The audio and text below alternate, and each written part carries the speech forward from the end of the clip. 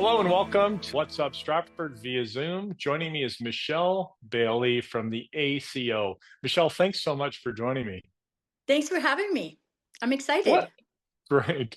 What is the ACO and what does it do? So the ACO stands for the Architectural Conservatory of Ontario, and what it does is just more of a it just watches out for older buildings, and we just try to keep an eye on buildings that are going to be torn down. We just want to see them repurposed, as opposed to torn down. So we just like to keep an eye. Like for example, here in Stratford, um, we were looking at the registry office, which was saved. Unfortunately, the Avon Crest was not. But that's just what we do. We just keep a watch on older buildings and just see what we can do to help save them. Or are you talking about the Here for Now theater?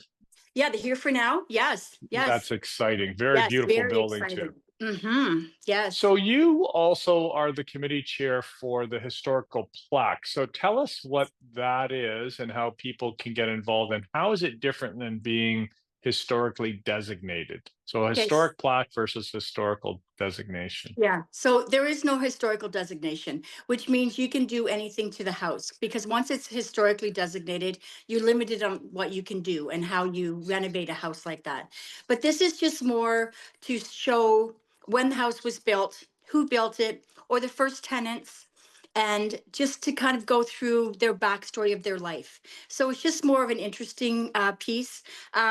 People love to see it, tourists, especially coming into town, walking, to the theaters. They like to stop and look at the houses and just see, who lived there and what they did for a living. I love them. So I've actually done three of them. So we could talk about Oh, that have later. you? But Oh, okay. so people come to you and they say, we'd like to do this. Tell us about the cost. And then what is the process? How do you get all of these historical details on occupancy and who built it, et cetera? Yeah, so it's an interesting process. It takes about, it can take anywhere from 3 to 5 months to do it. So if you're interested as a homeowner, you fill out a form on our website. It gets sent to me. And then once I have the address, I talk to the homeowners and see if they have any information themselves about the house. And then I contact the Stratford-Perth archives, and then they help me go through the assessment records to find out when the house was first built. And then And they, then what do you do with the plaque? Sorry, and then you deliver a plaque, correct? yes. So after we do all the research, the homeowners have the final approval of what the plaque is going to say. And then when it's finally done, 3 to 5 months later, they get the plaque to put it on their house. Yeah, it's beautiful, it's fun, and then they get the write-up.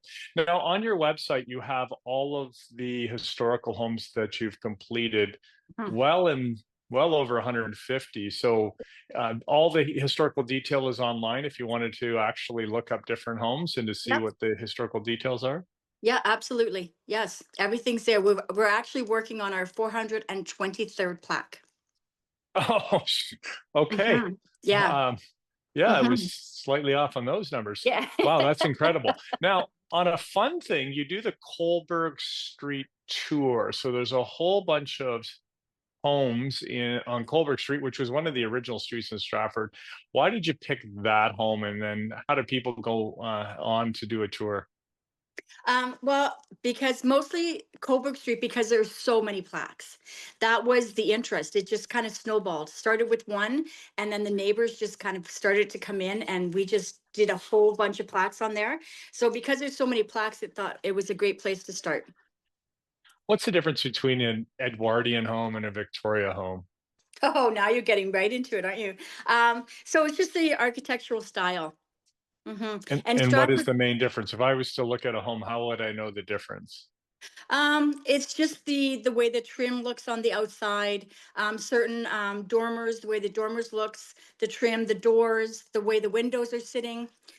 We actually have quite a few different examples of architectural homes in Stratford. So again, it's very interesting. Yeah, it's gorgeous. So why are you so inspired to do this?